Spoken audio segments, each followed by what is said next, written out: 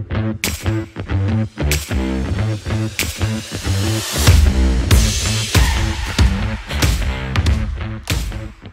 to the Brainstorm, lucky number 13. Today we're going to keep it quick and snappy for the short week. We've got Disney versus Charter, some disputes going on there. Why can't I watch ESPN anymore? And the exciting Tesla Model 3 Highlander update. Nick, let's dive right into it. What happened? What is the dispute over? How is it impacting me? It's definitely impacting around 14.7 million households in the US. This is what is commonly known as a carriage dispute within the linear TV space. And what's happening right now is you have Disney and Charter Communications battling it out. Charter doesn't want to pay Disney. Disney wants more money. There's a lot of negotiations happening behind the scenes. Disney obviously has a lot of assets in both the linear and streaming space. You mentioned ESPN. It also has ABC and a variety of other channels and networks that it has been selling to these cable companies. What happens typically during these carriage disputes, they do eventually get hammered out, or for the most part, they find common ground because they want to service the market. There's a lot of money in these deals. But what is happening right now is you have this backdrop of streaming, which is on the rise. And that's really the main pressure point between this carriage dispute between Disney and Charter. And it is taking on a life of its own. It's really interesting to see some commentary from the CEOs of these companies, specifically Charter, saying, if we can't hammer out this deal, we might pull out of the video operation business altogether. Meaning, anyone, it's mostly based in New York and Los Angeles. I think that's where Spectrum, which is Charter's video business, is mainly located, or that's where the majority of the households are. So it's, a disappointing start to the college football season for a lot of Spectrum customers. And then also if you're watching that just US means Open, you can't watch it. US Open. Yeah, if you've experienced this, if you have Spectrum, you probably went to maybe go watch a college football game or the US Open or ABC, and you were met with a message from Charter with this long explanation saying, we're trying to find common ground with Disney. And if you go and look at what Disney's saying, they're saying we're trying to find common ground with Charter. So, there's a lot of finger pointing going on. But this is, a really interesting time. One, you have, the backdrop I mentioned with streaming, and just to give some color there, you have streaming, and this is a gauge that's put out by Nielsen. It's how much of the total viewing time in television is going to streaming, cable, broadcast, and then another category called other. Right now, streaming is leading the way. It's at 38.7% of total TV viewing time, and that's up from the mid 20% only 2 years ago. So streaming is just continuing to take share, delighting the consumer. But you also have fragmentation of the market within streaming, right? It's not that pay TV bundle we're used to in cable or broadcast. You're signing up for a variety of different services and having to manage all of that content a la carte. And what are those other two buckets? Where does YouTube fall in that? Is that in the streaming, or that's YouTube separate? Would fall into streaming. That's actually the Got it. largest bucket of viewing within streaming if you break out the Nielsen gauge, which they break out the streaming portion. So you look at what's happening here. You have to be really careful if you're a linear TV player. And I like to use Disney as an example. Disney has a pretty interesting balancing act they have to maintain over the next few years. One, because they do have exposure to the linear TV space.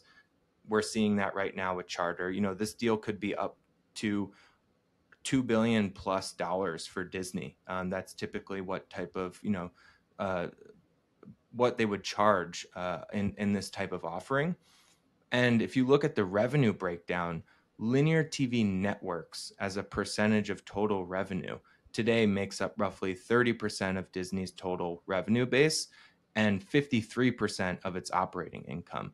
And so Disney has assets in the streaming space, Disney Plus, Hulu, ESPN Plus, but they are wanting to, and Bob Iger has actually come out and said this, they want to migrate all of those assets over into the streaming space. They are not oblivious to the fact that streaming is the future for the consumer, but they also have to, delight not just their customers on both the linear and the streaming side, but also maintain and make sure that their balance sheet, their income, their revenue base doesn't just show volatility every week because they're migrating assets over in an unpredictable manner. So they have to be very careful while they're doing this to maintain shareholder value for their shareholders, and also just to continue to delight the consumer on both ends, on linear and in the streaming space.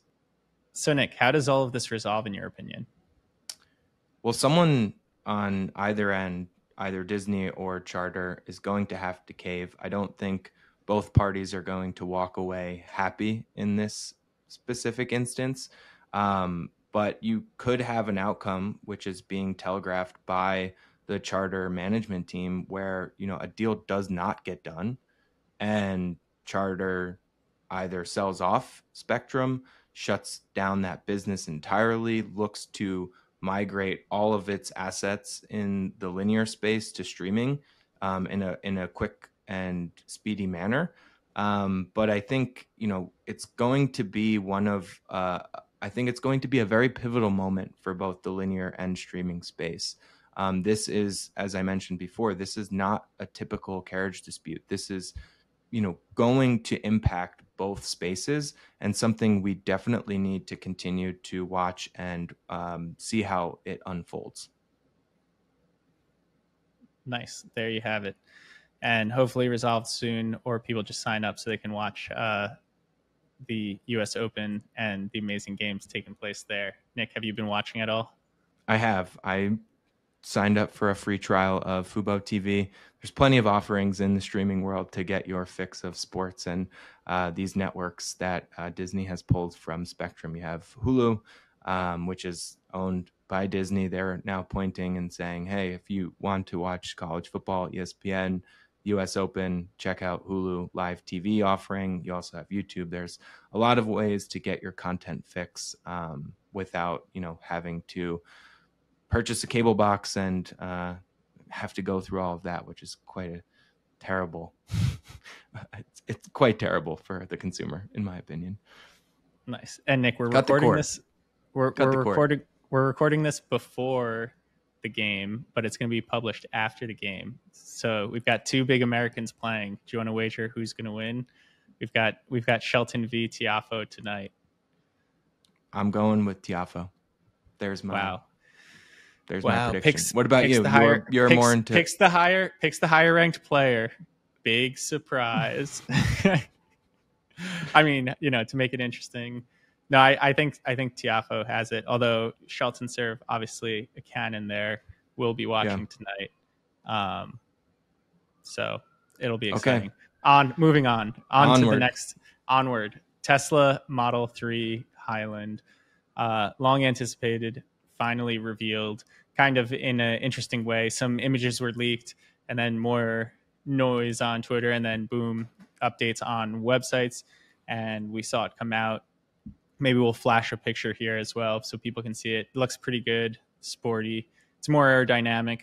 It's got roughly 12% more range than the previous versions. It's a little bit more expensive. It has ventilated seats. It's got a screen in the back so those back passengers can watch cool stuff and control air through there. They've got LED lighting on the inside, which can be adjusted. So overall, just all, I'd say, incremental but important improvements here. And I think the real thing to highlight here, simultaneously, there was a price decrease on the S and X by a fair amount. And so I think those prices have come down quite dramatically since the start of the year. Roughly, I think it was in the 20 to 30% range. But the point I want to use to highlight here is what disruption looks like along competitive vectors. And so when Tesla first came out, the classic refrain was, look at those panel gaps. It's terrible. Like, I would never buy a car like this. The Spartan interior, all of that. But Tesla was competing somewhat orthogonally. It was a better driving experience. The software was far better than what would be in a traditional car. And that was enough to kind of gain these early adopters who came in, and they're buying the car for a different reason. Who cares? The panel gaps are off, but the software is pristine and constantly improving. And now with this update, you see Tesla making some of these incremental improvements that make the interior better, right? You have those ventilated seats. You got that back screen. It's quieter. You got the LED lighting now. And so you have the traditional automakers who fell back on, oh, the interior quality is so much better.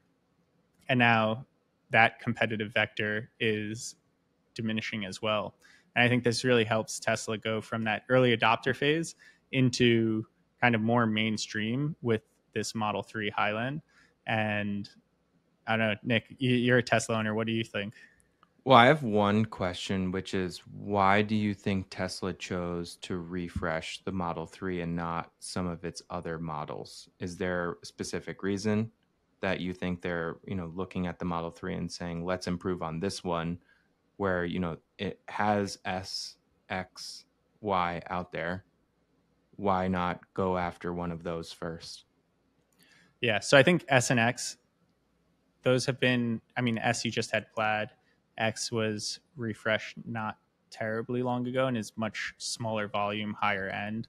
Y is, I think, first half this year, the best selling car in the world.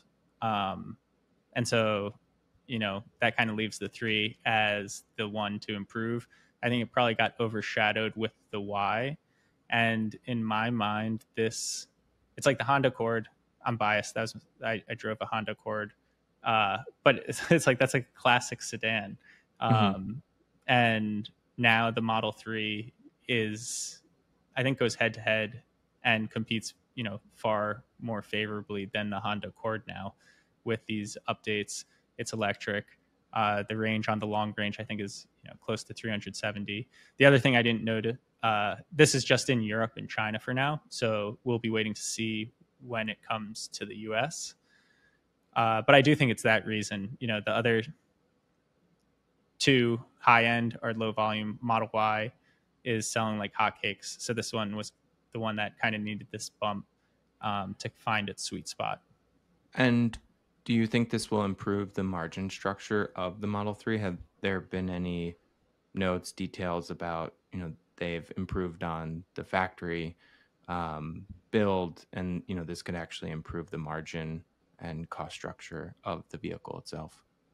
I would imagine that is the case. Obviously, you don't want to look too short term as they're ramping new production of the Highland, but if you consider that I think it's all LFP, which is a lower cost battery chemistry, and the updates, Tesla's constantly improving costs on the manufacturing side. I do think this is a move towards more margin for the Model 3. And then I one of the other things I want to highlight, I tweeted this out actually, was, for so long the question was, is it easier for Tesla to ramp manufacturing or for traditional automakers to shift to electric vehicles? And I think, time has shown Tesla's ramped manufacturing and demonstrated manufacturing prowess to a greater extent than traditional autos have been able to switch over to electric vehicles. And yet when I tweeted this, apparently this is still open for debate, and a lot of people don't necessarily agree with this. But so it is interesting to kind of step back and look at that just broad framing there. Yeah, it is, I think, interesting. I've from hearing you, Tasha, the whole team talk about how Elon approaches the business in general, he's come out and said, right, the factory is the product, right? We're in the business of building factories from a first principles perspective, and I've always found that to be quite enlightening in how he looks at the products they build. Yep. And then Nick, maybe I'll just throw this. This is we're jumping ahead to another topic. This is straight from the research meeting that we were just discussing. Is the X and they're talking about integrating voice and video. They already have text, obviously. There's been mention of money or crypto over IP on X as well. And if that is built into Starlink as like a default app, when you hear that, obviously you're talking telco and all of that stuff, what does that mean to you? It means there are going to be some spicy negotiations between Elon Musk, Apple, and Google with Android, right? Because it'll still come down to the operating system and then ultimately the telcos, right? So I think it is interesting to think about his end game. And when you said X, my mind went to the SUV, but you were talking about X platform, previously known as Twitter. But when I heard you say that in research, my ears did perk up, because I think that is an interesting perspective and way to view his ultimate, end game with his purchase and decision around X and Twitter. It certainly makes sense. You mentioned the idea of an international telco. If you look at the telco space now, it's very regionalized, partly because you have to lay physical infrastructure. So, having a satellite-based operation where these satellites are crisscrossing the globe, it does make the 300 million plus users of X potentially in the, I guess, potential customers of what Elon is trying to sell with Starlink. So definitely something that we should, maybe tweet at Elon and ask him. Nice. All right. Well, that's it. We'll see you next week after this short week for episode 14 of the Brainstorm. Nick, you do anything fun over the 3-day weekend? I am still in Lake George, New York, enjoying the lake. I was out on it yesterday, and I have my cousin's wedding this weekend. So enjoying the short week we have. It was nice to have Monday off, but glad to be back with you, Sam. I hope you enjoyed your vacation, but it's good to have you back on. Good to be back. Thanks, Nick. And next week, I'll be able to talk with my hands. If people are watching on YouTube, the reason I'm slouched over, not moving much, is because I have to hold this microphone very, very still. Otherwise, it disconnects on me. So I'm being very careful in my mannerisms. I'm Italian. Normally, I talk with my hands. I can't do any of that. I feel completely handcuffed. He's handcuffed out there. Yeah, I'm very much handcuffed by this current situation. So hopefully next week we'll be back in prime form. We'll be able to get this out on Tuesday. This is going to be, and everyone, you'll be listening to this on Wednesday, but hopefully we'll be back to our Tuesday cadence. But thank you everyone for listening and watching. That's our show.